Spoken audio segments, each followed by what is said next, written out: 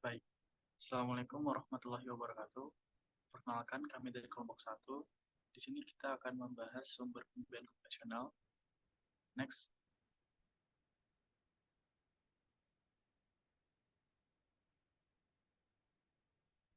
Adapun anggota kelompok kami, yang pertama ada Gisela Rania, Dian Aziza, Desi Aulia, dan saya sendiri Muhammad Afri Nugraha. Next.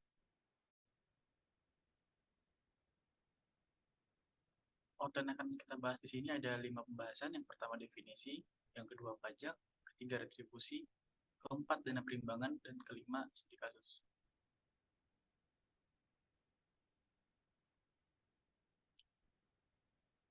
Sekarang masuk ke pendahuluan. Next.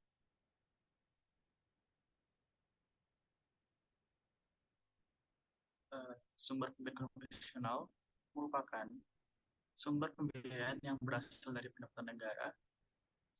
Contohnya seperti menggunakan APBN, APBD, pajak, maupun retribusi. Next.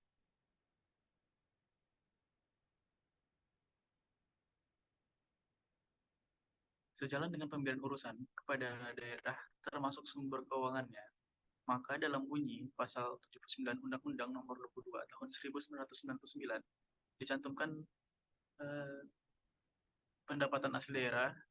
Yang pertama itu pendapatan asli daerah, kedua dana perimbangan, tiga pinjaman daerah, dan yang terakhir lain-lain pendapatan daerah yang sah. Next.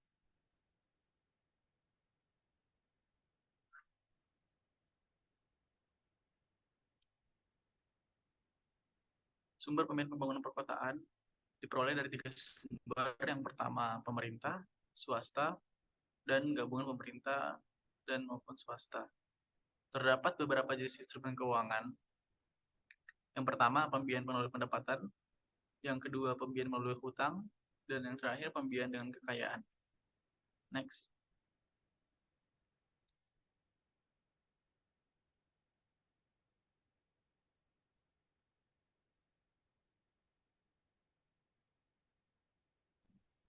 Nah, oke, kita akan masuk ke bagian selanjutnya, ini mengenai pajak. Bisa di next.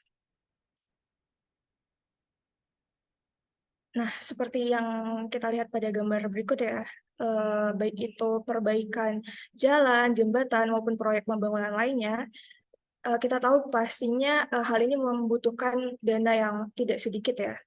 Nah, untuk mencapai sasaran pembangunan, pemerintah sendiri mengadakan yang namanya APBN. Nah, APBN ini merupakan rencana keuangan tahunan yang isinya itu mulai dari rencana penerimaan anggaran hingga pengeluarannya untuk mendanai program-program pembangunan. Nah, program pembangunan ini kembali lagi tujuannya untuk meningkatkan kesejahteraan masyarakat. Nah, pendanaan dari program pembangunan ini dari mana sih asalnya? Nah, salah satunya itu berasal dari pajak. Nah, bahkan menurut Kementerian Keuangan itu, penerimaan pajak merupakan kontributor utama dalam APBN. Kenapa sih disebut utama? Karena kontribusi pajak ini sangat besar ya, yaitu mencapai 70%. Bisa di next?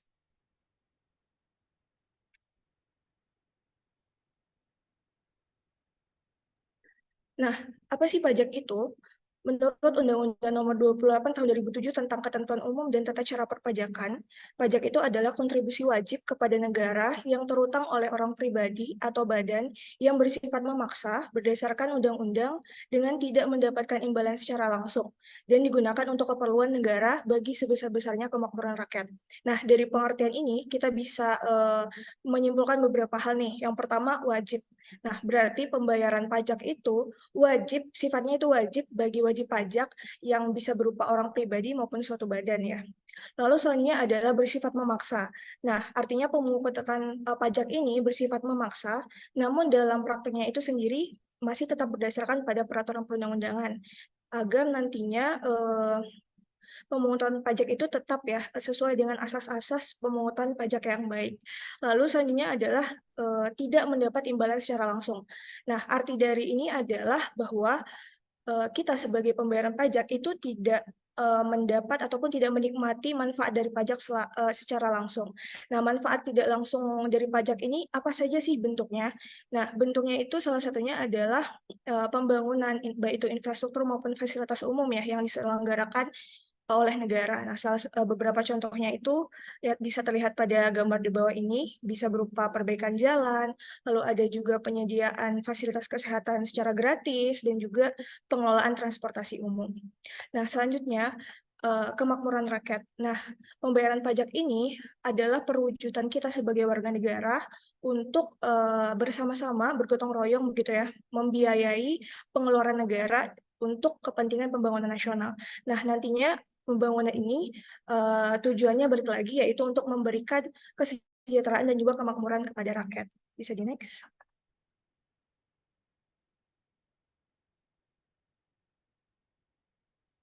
Nah, kita akan masuk ke bagian selanjutnya, yaitu istilah dalam pajak. Nah, istilah-istilah yang pertama ini ada wajib pajak, yaitu individu ataupun badan yang membayar pajak. Nah, disebut wajib pajak karena wajib pajak itu adalah orang pribadi ataupun suatu badan yang memang punya hak dan kewajiban perpajakan yang disesuaikan dengan ketentuan peraturan perundang-undangan perpajakan. Kenapa mereka dikatakan wajib? Karena memang sudah memenuhi persyaratannya ini, persyaratan baik itu subjektif maupun objektif menurut peraturan perundang-undangan. Lalu yang selanjutnya adalah objek pajak. Nah, objek pajak ini adalah barang ataupun jasa yang dikenakan pajak. Nah, beberapa contohnya itu seperti bangunan, kendaraan, ataupun penghasilan. Lalu selanjutnya adalah dasar pengenaan pajak, yaitu berupa variabel-variabel yang bisa digunakan untuk menentukan tarif pajak. Lalu ada subjek pajak, yaitu individu ataupun badan yang berpotensi untuk dikenai pajak. Bisa di next. Nah, selanjutnya kita akan membahas jenis-jenis pajak berdasarkan cara pemungutan, sifat maupun lembaga pemungutannya. Next. Nah, yang pertama berdasarkan cara pemungutan. Di sini ada pajak langsung dan juga pajak tidak langsung. Untuk pajak langsung ini adalah pajak yang bebannya itu ditanggung sendiri oleh wajib pajak dan tidak dapat dialihkan bebannya itu kepada orang lain. Nah, contohnya itu ada PPH atau pajak penghasilan, pajak kendaraan bermotor, serta pajak bumi dan bangunan atau PBB. Lalu ada pajak tidak langsung. Nah, pajak tidak langsung ini pajak yang bebannya itu dapat dialihkan kepada pihak lain karena jenis pajak ini tuh tidak memiliki surat ketetapan pajak. Nah, jadi nantinya pembayaran pajak itu dapat diwakilkan kepada pihak lain. Nah, contohnya dari pajak tidak langsung ini adalah PPN atau pajak pertambahan nilai, pajak bea masuk, dan juga pajak ekspor. Nah, selain dari segi pengertian, antara pajak langsung dan pajak tidak langsung ini juga memiliki perbedaan dari segi pemberlakuannya ya, di mana untuk pajak langsung ini pemberlakuannya itu dilakukan secara berkala gitu terus-menerus. Sementara untuk pajak tidak langsung ini pemberlakuannya itu didasarkan pada peristiwa-peristiwa tertentu yang memang menjadikan pajak itu memunculkan kewajiban dari pajak itu gitu. Nah, contohnya di sini kita ambil PPN. Nah, untuk PPN ini kewajiban itu muncul untuk kita membayar pajak berupa PPN ini ketika memang ada transaksi jual beli gitu. Bisa di next.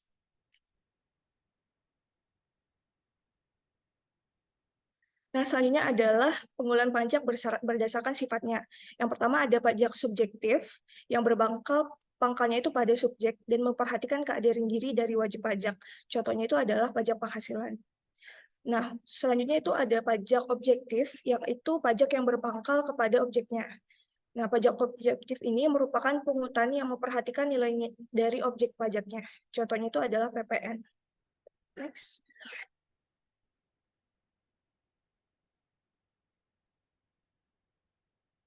Nah, selanjutnya adalah jenis-jenis pajak berdasarkan lembaga pemungutannya. Yang pertama itu adalah pajak pusat, yaitu pajak yang dikelola oleh pemerintah pusat, yang dalam hal ini tuh sebagian besar dikelola oleh Direktorat Jenderal Pajak Kementerian Keuangan. Nah, hasil dari pungutan pajak ini akan digunakan untuk membiayai belanja negara, seperti pembangunan jalan, sekolah, dan fasilitas lainnya. Nah, contoh-contoh dari pajak yang dikelola oleh pemerintah pusat ini adalah pajak penghasilan, PPN, pajak penjualan atas barang mewah, bea materai, pajak bumi dan bangunan. Next. Nah, selanjutnya adalah pajak daerah, yaitu pajak yang dipungut dan dikelola oleh pemerintah daerah, baik di tingkat provinsi maupun kabupaten kota. Nah, hasilnya sendiri akan digunakan untuk membiayai belanja di tingkat pemerintah daerah. Nah, untuk pajak daerah ini dibedakan menjadi pajak yang dipungut oleh pemerintah provinsi dan pajak yang dipungut oleh pemerintah kabupaten kota. Untuk yang dipungut oleh pemerintah provinsi ini ada 7 macam, yaitu pajak kendaraan bermotor, bea balik nama kendaraan bermotor atau BBNKB, lalu ada pajak alat berat, pajak bahan bakar kendaraan bermotor, pajak air permukaan, pajak rokok, serta opsen pajak mineral bukan logam dan batuan. Lalu untuk pajak yang dipungut oleh pemerintah kabupaten kota sendiri ada 9 yang bisa dilihat pada slide berikut. Bisa di next. Nah, selanjutnya kita akan membahas mengenai fungsi pajak. Yang pertama ini ada fungsi anggaran. Nah, berarti di sini sebagai pajak itu dipandang sebagai sumber pendapatan negara yang membiayai pengeluaran-pengeluaran negara. Lalu ada juga fungsi mengatur. Di sini pemerintah bisa mengatur pertumbuhan ekonomi melalui kebijaksanaan pajak. Nah, contoh dari implementasi fungsi mengatur yang dimiliki pajak ini salah satunya adalah pemerintah menetapkan bea masuk yang tinggi untuk produk-produk yang berasal dari luar negeri. Nah, hal ini pastinya dalam rangka untuk melindungi produksi produk dalam negeri. Lalu ada fungsi stabilitas untuk menjaga stabilitas harga sehingga nantinya inflasi dapat dikendalikan. Nah, contoh dari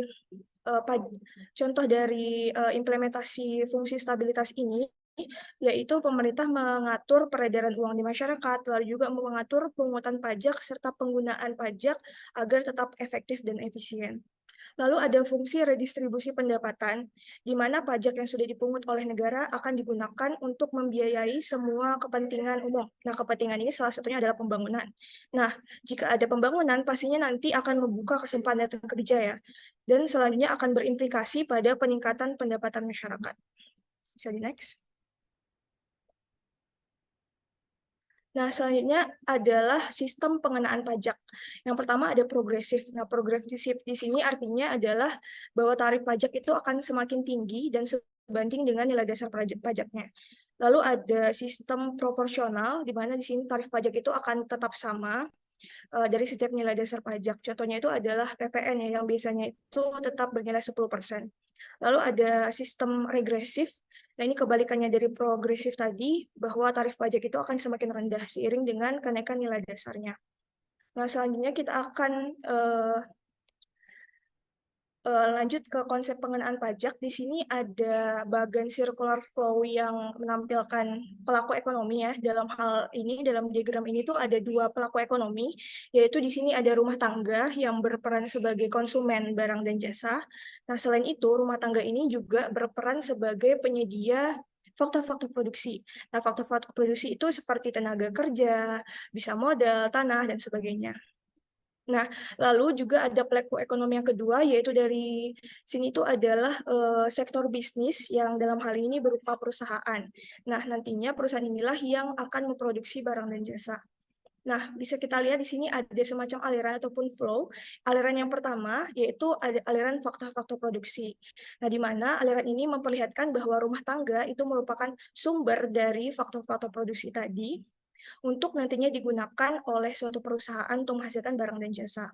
Lalu ada aliran kedua, yaitu aliran upah, sewa, dan sebagainya.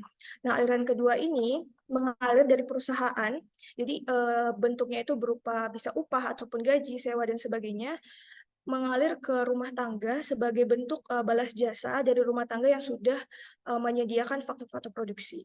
Lalu ada aliran yang ketiga, yaitu aliran barang dan jasa yang merupakan produk yang diproduksi oleh perusahaan yang akan digunakan oleh konsumen. Lalu ada aliran uang, di sini yaitu aliran yang keempat, uang ini berasal dari pendapatan rumah tangga yang akan terus mengalir ke perusahaan selama rumah tangga itu terus mengonsumsi barang ataupun jasa yang berasal dari perusahaan. Nah, konsep pengenaan pajak dalam diagram ini bisa kita lihat yang pertama di titik 1 untuk aliran faktor-faktor produksi. Di sini bisa dikenakan pajak pada pembelian perusahaan akan faktor-faktor produksi, misalnya pajak pertambahan nilai.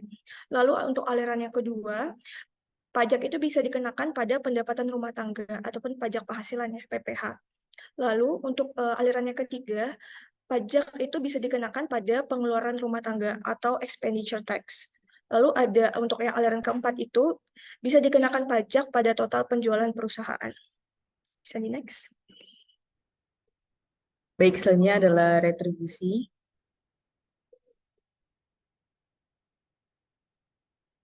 Nah, jadi apa itu retribusi? Jadi berdasarkan UU nomor 1 tahun 2022 tentang hubungan keuangan antara pemerintah pusat dan pemerintah daerah, retribusi itu merupakan pungutan daerah sebagai pembayaran atas jasa atau pemberian izin tertentu yang khusus disediakan dan atau diberikan oleh pemerintah daerah untuk kepentingan orang pribadi atau badan. Nah, pada retribusi ini, manfaat atas jasa yang diberikan pemerintah itu langsung diterima oleh pembayar retribusi. Nah, ini yang membedakan retribusi dengan pajak. Jadi kalau pajak itu kan manfaatnya itu nggak secara langsung diterima oleh pembayar pajak. Nah, tapi kalau retribusi ini, dia itu langsung menerima. Jadi ketika kita membayar retribusi, kita langsung mendapatkan manfaat dari pembayaran retribusi tersebut. Nah, selanjutnya ini ada asas dan manfaat retribusi. Jadi asas yang pertama ini adalah asas manfaat. Nah, maksudnya adalah besar pungutan itu ditentukan berdasarkan manfaat yang diterima oleh si penerima retribusi dari pelayanan yang diberikan oleh pemerintah daerah. Jadi, besar manfaat yang kita terima itu sesuai dengan apa yang kita bayarkan. Nah, untuk prinsip dari retribusi sendiri ini ada dua. Yang pertama ini ada sebagai sumber pendapatan atau budgetary. Jadi ya kurang lebih sama seperti pajak. Dengan adanya retribusi ini dia bisa menambah sumber pendapatan bagi pemerintah daerah. Kemudian yang kedua ini sebagai alat pengatur atau regulatory. Dengan adanya retribusi ini, pemerintah daerah ini bisa mengontrol jasa atau kegiatan apa saja yang bisa dilakukan di daerah tersebut. Nah, misalnya ini adalah jenis-jenis retribusi. Jadi secara garis besar itu jenis retribusi terbagi menjadi tiga. Yang pertama ada retribusi jasa umum, lalu ada retribusi jasa usaha, dan yang ketiga ini ada retribusi jasa perizinan tertentu. Nah, yang pertama ini adalah retribusi jasa umum. Jadi, retribusi jasa umum ini merupakan pelayanan yang disediakan atau diberikan oleh pemerintah daerah untuk tujuan kepentingan dan kemanfaatan umum, serta dapat dinikmati oleh orang pribadi atau badan. Nah, di retribusi jasa umum ini sendiri yang di-highlight adalah kepentingan dan kemanfaatan umum. Jadi tujuan adanya retribusi ini adalah buat kepentingan dan kemanfaatan umum seperti itu. Nah, contoh dari retribusi jasa umum sendiri ini adalah retribusi pelayanan kesehatan, kemudian pelayanan kebersihan dan persampahan, penggantian biaya cetak KTP, pelayanan pemakaman dan pengabuan mayat, pelayanan parkir di tepi jalan umum, lalu ada pelayanan pasar, pelayanan air bersih, pengujian kendaraan bermotor, dan juga penggantian biaya cetak PT yang dibuat oleh pemerintah. Nah, selanjutnya ini ada retribusi jasa usaha. Jadi, retribusi jasa usaha ini merupakan pungutan yang dilakukan oleh pemerintah atas pelayanan jasa yang diberikan. Nah, pelayanan ini menganut prinsip komersial, baik dengan memanfaatkan sumber daya alam yang belum dikelola secara maksimal oleh pemerintah, maupun pelayanan oleh pemerintah untuk menyediakan yang belum dapat disediakan oleh pihak swasta. Nah, contohnya ini ada pemakaian kekayaan daerah, ini seperti pemakaian tanah, kemudian pemakaian alat-alat berat yang dimiliki oleh pemerintah daerah.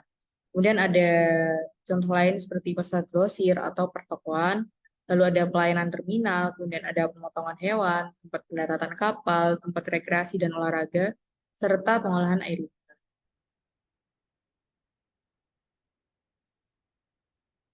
Nah, selanjutnya ini ada retribusi jasa perizinan tertentu. Jadi, retribusi jasa perizinan tertentu ini merupakan pungutan yang dikenakan oleh pemerintah kepada individu atau instansi atas pelayanan perizinan yang dilakukan pemerintah, baik itu penerbitan dokumen, pengawasan, dan juga pengendalian di lapangan. Nah, tujuan dari adanya retribusi jasa perizinan tertentu ini dimaksudkan untuk mengatur pengawasan atas kegiatan pemanfaatan ruang, penggunaan SDA, barang, sarana, atau fasilitas tertentu untuk melindungi kepentingan umum dan menjaga kelestarian lingkungan. Nah, contohnya adalah izin peruntukan penggunaan tanah, kemudian izin mendirikan bangunan atau juga PBG sekarang, lalu izin tempat penjualan minuman beralkohol, izin gangguan, izin trayek, dan juga izin pengambilan hasil hutan. Nah, Kemudian berikut merupakan secara garis besar perbedaan retribusi versus pajak. Jadi kalau di retribusi ini komponennya itu yakni yang pertama ada subjek. Kalau di retribusi ini subjeknya ini tidak tetap, jadi hanya orang-orang yang membutuhkan jasa atau izin tertentu itu yang perlu membayar retribusi. Sedangkan pajak itu tetap karena sudah diwajibkan pajak. Lalu untuk sifatnya sendiri, retribusi ini tidak memaksa. Selama kita tidak membutuhkan jasa atau izin tertentu, tentu tidak memerlukan, tidak dipaksa untuk membayar retribusi seperti itu. Sementara kalau pajak ini sifatnya memaksa. Lalu untuk objeknya sendiri, dia untuk retribusi termasuk tol atau club goods, sedangkan pajak dia ini termasuk public goods dan juga common goods. Lalu untuk manfaat bagi pelaku atau subjeknya ini seperti yang dikatakan di awal tadi, bahwa retribusi itu manfaatnya bisa dirasakan secara langsung. Misal ketika kita membayar retribusi parkir, otomatis kita mendapatkan lahan yang bisa digunakan untuk parkir. Sedangkan kalau pajak itu manfaatnya tidak bisa dirasakan secara langsung ketika kita sudah selesai membayar pajak. Nah, soalnya untuk komponen selanjutnya ini ada beban pengenaan. Untuk retribusi ini tidak dapat digeser ke pihak lain, alias ketika kita ingin mendapatkan jasa atau izin tertentu, otomatis hanya kita yang harus membayar, tidak bisa digeser ke orang lain seperti itu. Sedangkan pajak sendiri ini dia bisa digeser ke pihak lain. Lalu untuk dampaknya sendiri, retribusi ini hanya mengurangi konsumsi.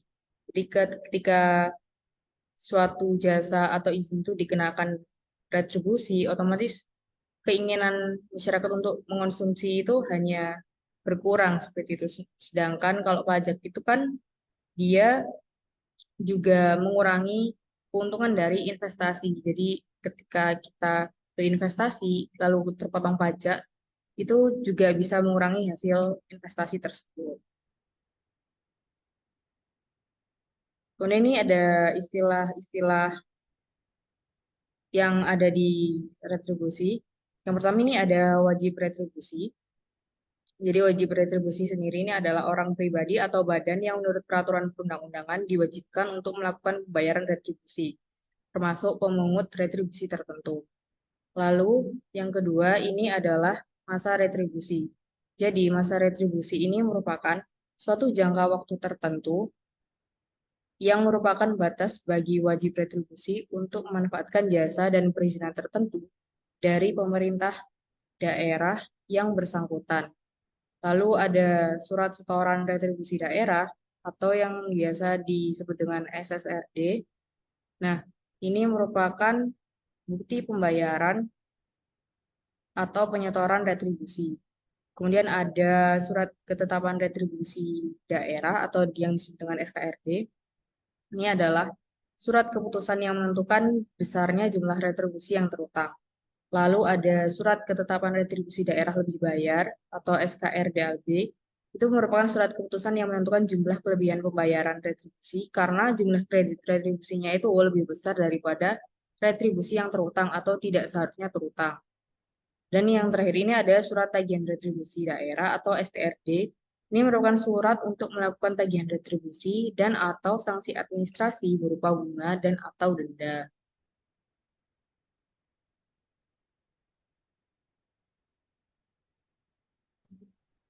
Selanjutnya adalah dana perimbangan. Di mana dana perimbangan ini didasarkan pada Undang-Undang Nomor 33 tahun 2014. Yang pertama adalah dana bagi hasil.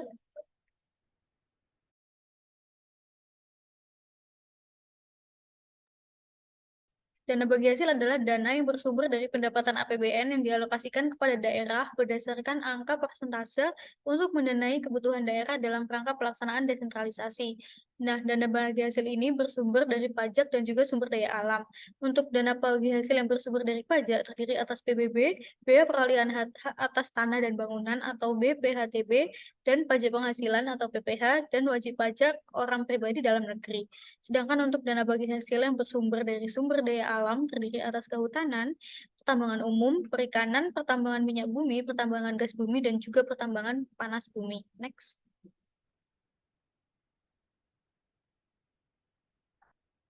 Selanjutnya adalah dana alokasi umum, di mana dana alokasi umum ini merupakan dana yang bersumber dari pendapatan APBN yang dialokasikan dengan tujuan pemerataan kemampuan keuangan antar daerah untuk mendanai kebutuhan daerah dalam rangka pelaksanaan desentralisasi. Nah, DAU ini bersifat block grant yang artinya penggunaannya diserahkan kepada daerah sesuai dengan prioritas dan juga kebutuhan daerah untuk peningkatan pelayanan kepada masyarakat dalam rangka pelaksanaan otonomi daerah. Next.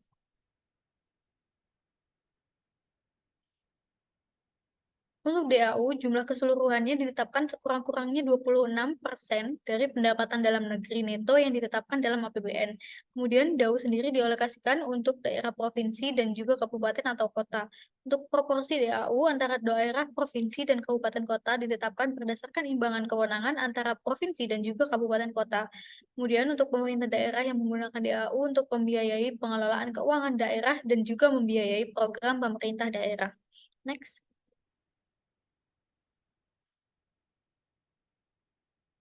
DAU untuk suatu daerah dialokasikan atas dasar celah fiskal dan alokasi dasar. Nah, untuk celah fiskal sendiri merupakan kebutuhan fiskal yang dikurangi dengan kapasitas fiskal daerah. Kebutuhan fiskal daerah merupakan kebutuhan pendanaan daerah yang digunakan untuk melaksanakan fungsi layanan dasar umum, yang dimana variabelnya berupa jumlah penduduk, luas wilayah, indeks kemahalan konstruksi, produk domestik regional bruto per kapita, dan juga indeks pembangunan manusia. Sedangkan untuk kapasitas fiskal daerah merupakan sumber pendanaan daerah yang berasal dari PAD dan juga dana bagi hasil. Sedangkan untuk alokasi dasar adalah jumlah gaji pegawai sipil daerah. Next.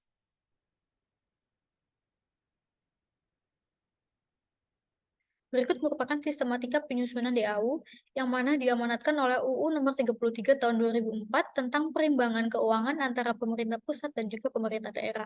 Seperti yang sudah dijelaskan sebelumnya bahwa terdapat kebutuhan fiskal dan juga kapasitas fiskal di mana untuk kebutuhan fiskal sendiri yang termasuk di dalamnya adalah jumlah penduduk, luas wilayah, pembangunan SDM, PDRB, dan juga kondisi geografis. Sedangkan untuk kapasitas fiskal di dalamnya terdapat potensi ekonomi daerah dan juga potensi SDA dan SDM.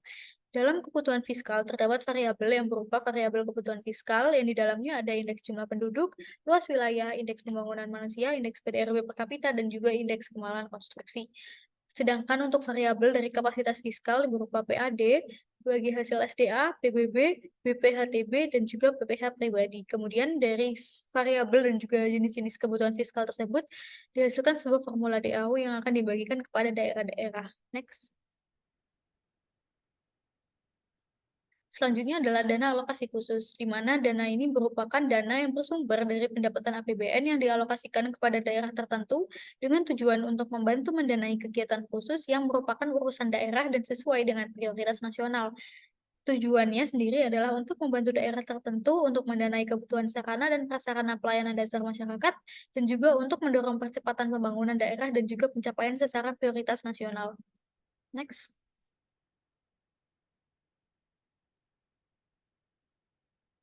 Dana alokasi khusus atau DAK sendiri, daerah penerima DAK sendiri itu wajib untuk menyediakan dana pendamping sekurang-kurangnya 10% dari alokasi DAK. Tujuan dari adanya dana pendamping ini adalah untuk mendanai kegiatan yang bersifat kegiatan fisik.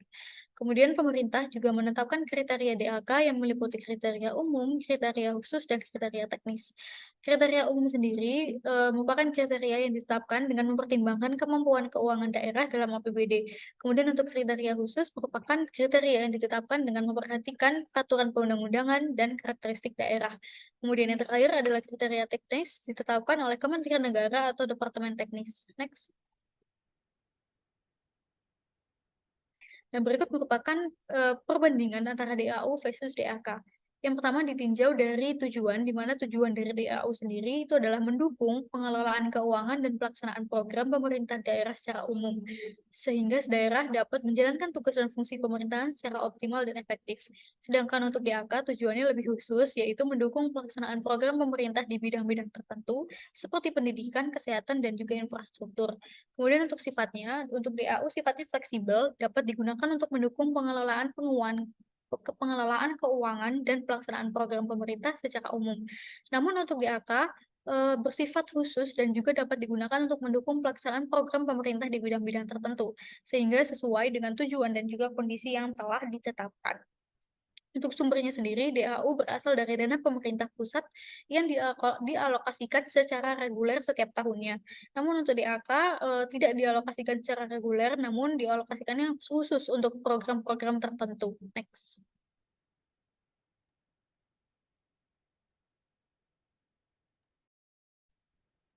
Baik, selanjutnya masuk ke studi kasus dengan judul analisis pendapatan asli daerah dan dana perimbangan terhadap belanja modal pada pemerintah kabupaten atau kota di Sumatera Utara. Next.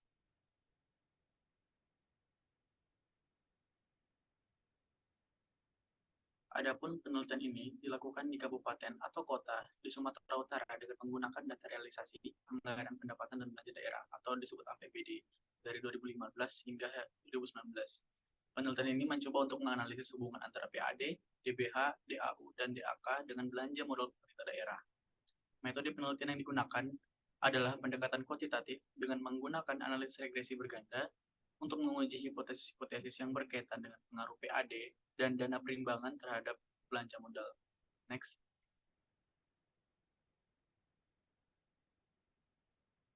Adapun 3 pengujian yang dimana merupakan syarat yang harus dipenuhi sebelum melakukan pengujian hipotesis. Pengujian hipotesis ini menghasilkan modal summary, ANOVA, dan koefisien. Next.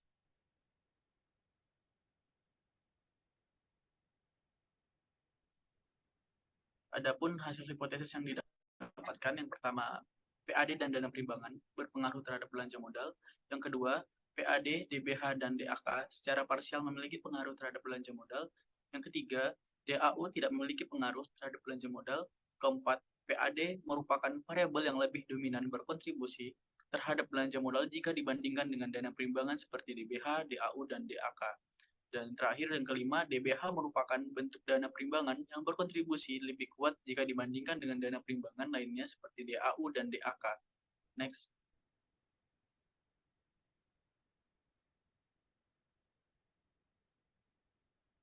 Mungkin itu saja dari kelompok kami. Hidup kesepian tanpa kekasih, cukup sekian dan terima kasih.